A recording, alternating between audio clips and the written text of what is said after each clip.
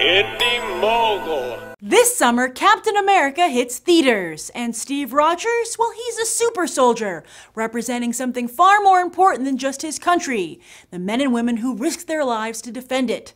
So in honor of the upcoming Captain America movie and those who wear the uniform in real life, here's Beyond the Trailers list of top 10 war movies. Plus, stay tuned for a special Indy Mogul announcement at the end of this video. War is hell, and perhaps no one knew it better than General George S. Patton.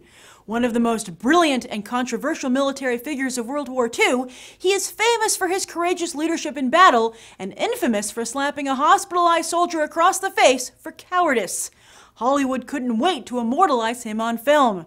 But Patton's family refused to cooperate, so screenwriters Francis Ford Coppola and Edmund H. North based their script on a popular Patton biography and one of his second-in-command, Omar Bradley.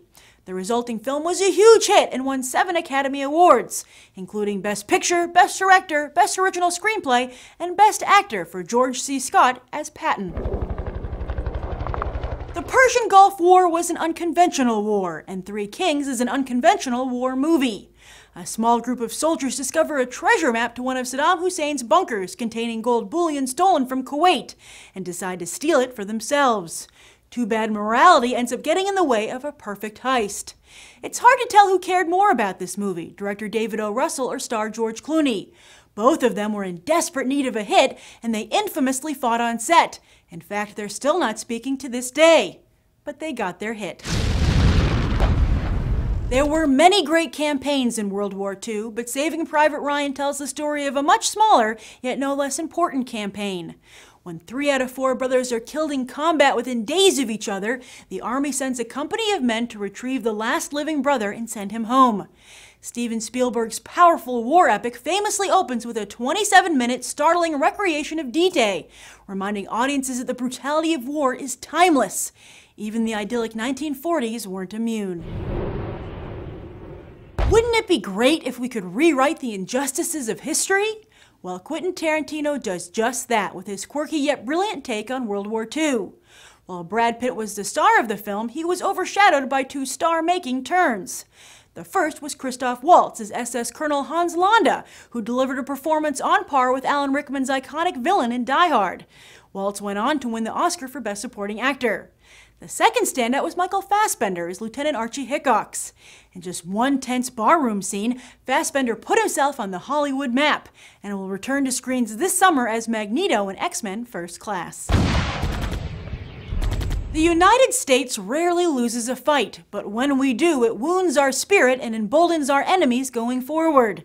One such conflict was the devastating Battle of Mogadishu in Somalia, which Ridley Scott vividly recreated in Black Hawk Down. The film is not only a realistic depiction of modern urban warfare, but also starred a batch of hot new Hollywood actors. Eric Bana, Josh Hartnett, Ewan McGregor, Orlando Bloom, Hugh Dancy, Tom Hardy, and more. Some of them made it, and some of them didn't. The same can be said with far more gravity of the soldiers they portrayed. Perhaps what makes Oliver Stone's Platoon so powerful is that it's an insider's take on the horrors of war. Stone based the film on his own tour of duty. In fact, it was Stone's experience in Vietnam that inspired him to become a filmmaker. However, when he first tried to get Platoon made, Hollywood felt audiences wouldn't want to watch a movie about Vietnam. Then when The Deer Hunter and Apocalypse Now proved them wrong, Hollywood felt that Stone couldn't possibly top those films.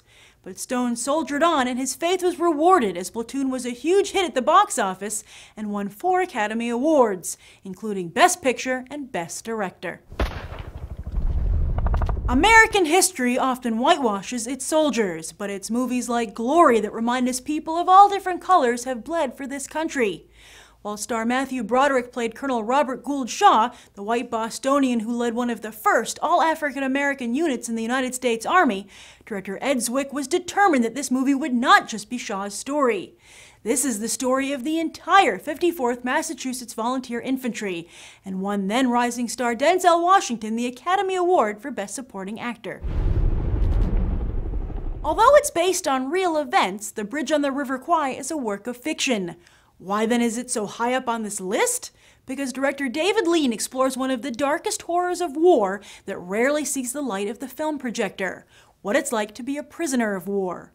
Made in the 1950s, producers felt audiences would not be able to handle the physical horrors of living in a POW camp, so they decided to focus on the psychological ones. Lenin star Alec Guinness fought over whether this film is anti-British, and the issue has never been resolved. You'll have to decide for yourself. The year after Platoon, Stanley Kubrick released his own Vietnam opus, Full Metal Jacket. And nobody can find the ridiculousness of a situation quite like Kubrick.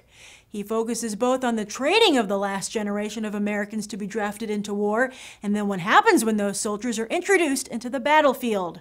Furthermore, drill instructor Hartman is played by former real-life drill instructor R. Lee Ermey, who improvised many of his insults as well as served as the film's technical advisor. But Ermey's real-life experience isn't the only reason Kubrick's film rings hauntingly true.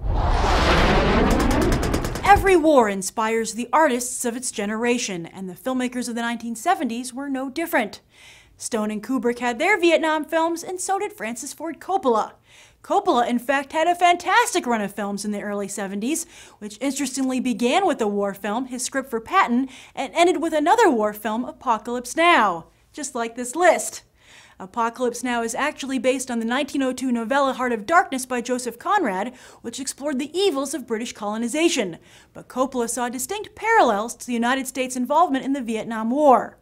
Furthermore, Apocalypse Now became a famous film even before it was released due to its behind-the-scenes drama, such as Marlon Brando showing up for work significantly overweight and Martin Sheen suffering a heart attack on set. And the film also features Harrison Ford in a blink-and-you'll-miss-him role back when he was a young carpenter who happened to be doing some work on Coppola's office and caught the director's eye. And that is Beyond the Trailer's list of top 10 war movies. And you could win them all with Indy Mogul's War Movie Month contest. Make your own war movie short by April 22nd and upload it to indymogul.com/submit. And make sure War Movie Month is somewhere in the title so we don't miss it. For the full set of rules, check out BFX host Zach Finfrock's announcement by clicking here. The winner will get all the movies I just mentioned on DVD, plus a cool book signed by the entire Indy Mogul crew. Good luck, and be sure to check back here on Beyond the Trailer for more Captain America news and reviews.